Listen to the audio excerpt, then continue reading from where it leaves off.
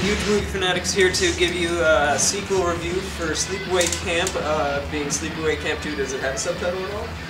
I don't think it does. I don't think so. It's got a tagline on the box. Yeah. When you go camping, be sure to take the essentials or something. Just kind of cool. She's got the backpack of. I rented this movie when I was a very little kid, and I so rewatched you've seen it before you saw Sleep.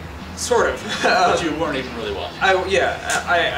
When I was really little, I always saw the cover of this movie because it had a chick holding a backpack with the Jason mask and the Freddy glove, and I was like, and oh, it's like and a chainsaw. And I was like, all the killers in it? Yeah, I was like, oh, this is like a best of kind of thing. And like for the longest time, I actually thought it was like a clip show. Like they made that movie with Donald Pleasance,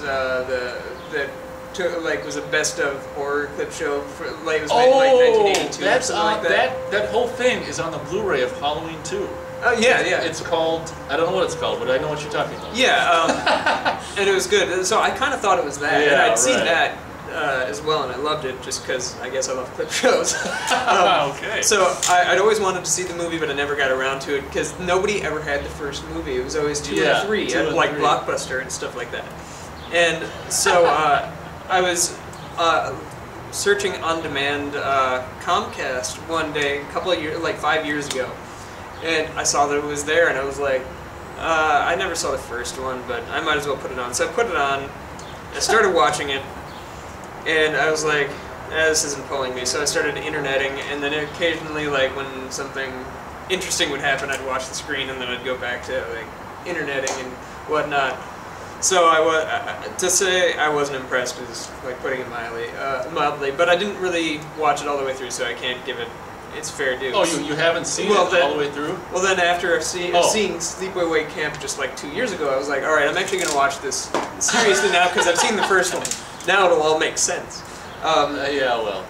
So I started watching it. I got about 20 minutes in, and then I somehow gravitated back towards the computer. And even watching it, like with knowing how one went all the way through, this one just did not pull me in at all.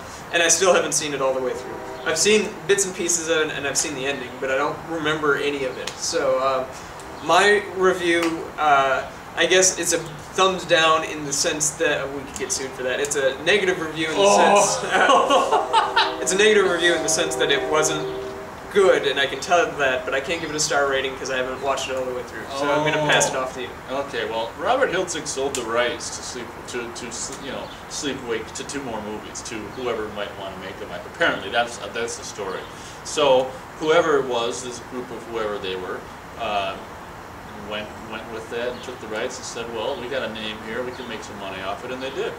And we got this guy who directed them, both 2 and 3, called, I forgot what his name is, sorry buddy, probably remember it. But the thing about Sleepaway Camp 2 and 3, which is basically, I think they were shot back to back.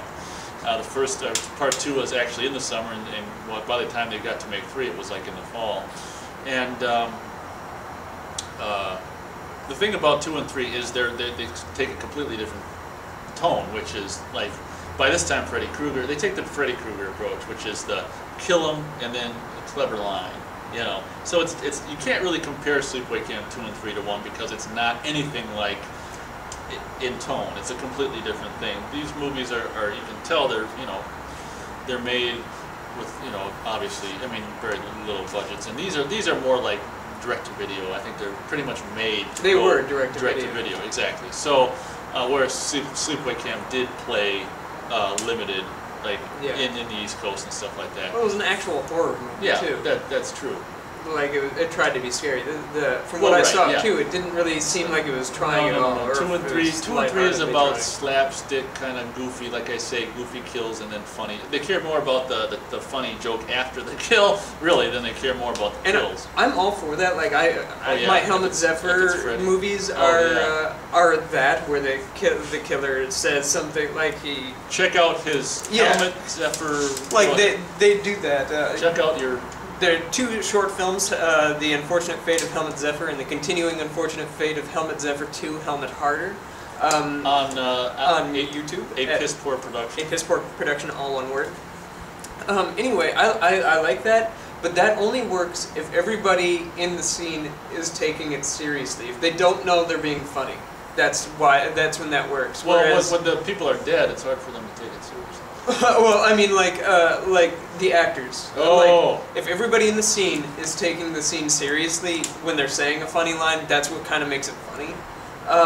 Whereas, like with Sleepaway Camp, it was like they were like, I'm saying something funny now. Wait for it. And then they say it, and then they're like kind of winking to the camera from what I saw, and I don't like that. So that's probably why I stopped watching. I don't even remember why I stopped watching. I'm going to go 2 stars, Sleepaway Camp 2.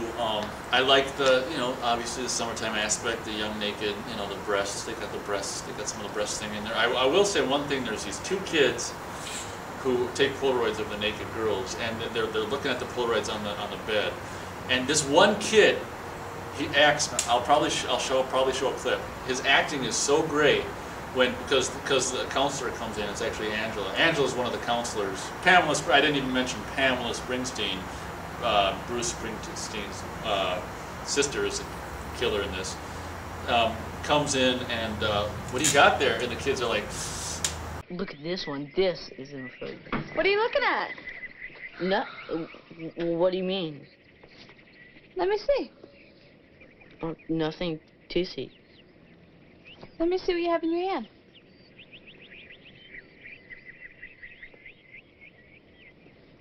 Come on. Like the expression on their faces.